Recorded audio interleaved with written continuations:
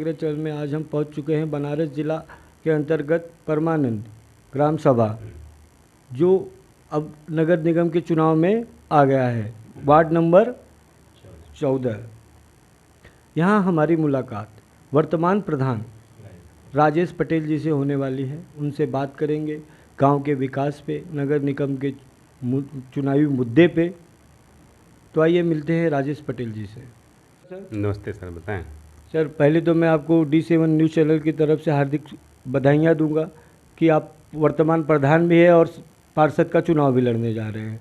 तो हमें ये बताइए कि अब आपका गांव सभा अब नगर निगम में आ गया है, तो कैसा लग रहा है आपको?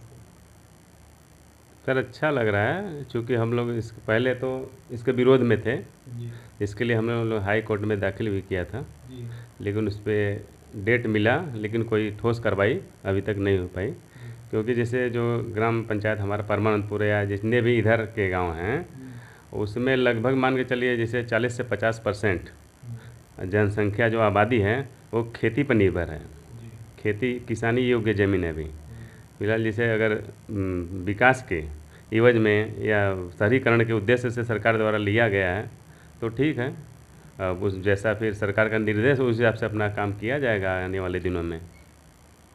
जी अच्छा सर, अभी तो वर्तमान में आप ही प्रधान हैं, तो आपके गांव में इन पंचवर्षीय योजना में अभी तक क्या क्या काम हुए हैं और कौन कौन से ऐसे काम बाकी है जिन्हें आप पूरा करना चाहते हैं?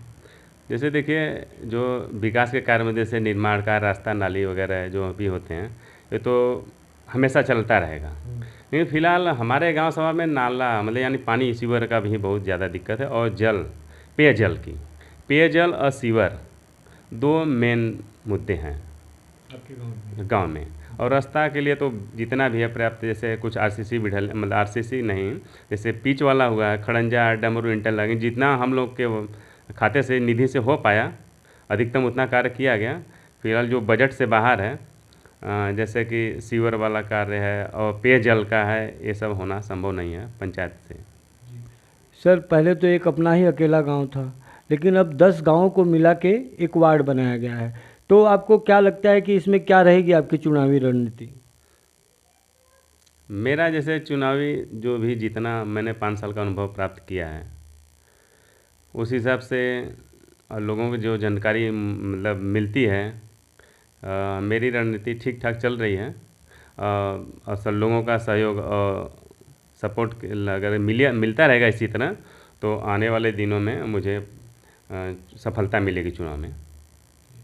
अच्छा सर, आप अपना दल पार्टी से हैं, तो इस पार्टी से क्या आपके ही वार्ड में कोई और भी खड़ा है? नहीं, मैं अपना दल यस पार्टी से खड़ा हूँ। अपना दल यस से पूरे वार्ड में कोई प्रत्याशी नहीं है अभी। अच्छा सर, हमें एक बात बताइए कि आपके गांव में क्या लगभग आवास और शौचालयों का काम पूरा हो गया है? नहीं, हमारे यहाँ 2015 से कोई आवास ही नहीं आया ग्राम पंचायत में। मतलब 11 से 20 मतलब ये हमसे पहले जो प्रधान रहे उनके बाद हमारे कार्यकाल 15 से 20 के बीच में एक आवास बना नहीं। और शौचालय 184 हमने शौचालय बनवाया था। जो भी जो शौचालय के योग्यता थी, जिनके जो उस योग्य थे, ऐसा कोई घर या व्यक्ति नहीं रहा कि जिनको शौचालय स्वच्छ भारत मिशन के अंतर्गत न बना हो। अच्छा सर, देखता हूँ अक्सर गांव में जो सड़कों पे स्ट्रीट लाइट नहीं रहती, अंधेरा रहता है, तो आपके गांव में क्या कहीं कहीं स्ट्रीट लाइट लगा हुआ है या अभी तक कोई भी नहीं लगा है? नहीं, हमारे यहाँ तो हमारे कार्यकाल में एक भी स्ट्रीट लाइट नहीं लगा। कुछ लगा, हम लोग अपने निधि से लगवाएं। क्योंकि जब हमने अपने सचिव अजय सिंह से बात किया इसके संबंध में, तो इनका कहना था कि आपसे पहले जो प्रधान थे, उस समय सचिव थे मनबोध श्रीवास्तव, तो उस समय जो भी कई लाख बता रहे थे वो स्ट्रीट लाइट के लिए मतलब खर्च हो चुका है, मतलब लगा था हमसे पहले। तो इसका कार्य एक ही बार होता है, इसलिए सेक्रेटरी द्वारा कोई अनुमति नहीं मिली स्ट्रीट लाइट लगाने के संबंध में, इसलिए स्ट्रीट लाइट हमारे कार्यकाल में नहीं लगा। अच्छा सर, आप राजनीति में कब से जुड़े हैं और किस तरह से आप राजनीति में आए, ज़रा कुछ बताइए। जैसे हम लोग जब से हमने होश संभाला तब से हमने अपना दल यस ज्वाइन किया। इसी तरह हमने एक बार 2010 में चुनाव लड़ा, उस समय मैं हार गया था। चुनाव हारा, दोबारा फिर मौका मिला मुझे 2015 में, तो उसमें गांव के मतलब सहयोग और के आशीर्वाद से अच्छे मतों से विजयी प्राप्त किए। सर कितने कैंडिडेट खड़े थे उस समय और कितने वोटों से आपने जीता? 2015 में 13 कैंडिडेट खड़े थे। हमने उस समय 549 वोट प्राप्त किए थे। तो लगभग 250 अंतराल का था। सेकंड फाइटर जो द्वितीय फाइटर रहे 250 लगभग वोटों से पीछे रहे और मुझे 250 वोटों से विजयी बनाया गया। तो सर अभी तो नगर निगम का चुनाव है, इस नगर निगम के चुनाव के तहत क्या आप अपने वार्ड के लोगों को कोई संदेश देना चाहते हैं? नहीं, वार्ड के लोगों को संदेश यही देना है कि अब 14 वार्ड नंबर जो 14 बना है मेरा, गणेशपुर वार्ड 14, तो अब 10 गांव का चुनाव है। तो अपने सूझबूझ से ऐसा मतलब कैंडिडेट उनको जो भी लगे अच्छा, जो भी उचित लगे उनका चुनाव करें। कि अब जैसे किसी को कोई बताने की तो ज़रूरत नहीं, जैसे जितने भी कैंडिडेट या प्रत्याशी आते हैं आएंगे तो सबके बारे में सब जानता है।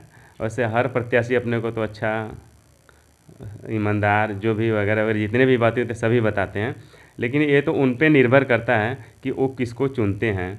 हमारा भी 5 साल का कार्यकाल देख ही लिए हैं और मेरा कैसा व्यवहार रहा, कैसा आचरण रहा, लोगों के साथ कैसा मिलना जुलना रहा और जो भी विकास के कार्य किए गए हैं उसको आकलन करते हुए अभी जो नए प्रत्याशी आएंगे उनका देखना है, अपने जो ऐसा भी उनको निर्णय उचित लगे उस हिसाब से अपना चुनाव मतलब उस कैंडिडेट को चुने। यही मेरा उन लोगों से संदेश है या अनुरोध है विनम्र निवेदन के साथ। तो सर पहले तो एक एक गांव का चुनाव होता था, लेकिन अब इन 10 गांवों को मिला के एक वार्ड बना दिया गया है। तो इन वार्डों में वोटरों की कितनी जनसंख्या होगी? टोटल वार्ड में करीब होगी 18,000 समथिंग वोट होंगे। जी 18,000 संख्या। 18 भी, हाँ 18 से 20,000 के लगभग टोटल वार्ड में 14 वार्ड नंबर जो बना है गणेशपुर वार्ड, इसमें इतनी वोट होंगे। हमारे गांव सभा में 2400 के लगभग वोट हैं। जी 2400 हैं। और कुछ गांव में 1800, 2000, 3000 इसी तरह लगभग सभी गांव में वोट हैं। तो टोटल मिला के चलते हैं कि 18 से 20,000 वोट हैं।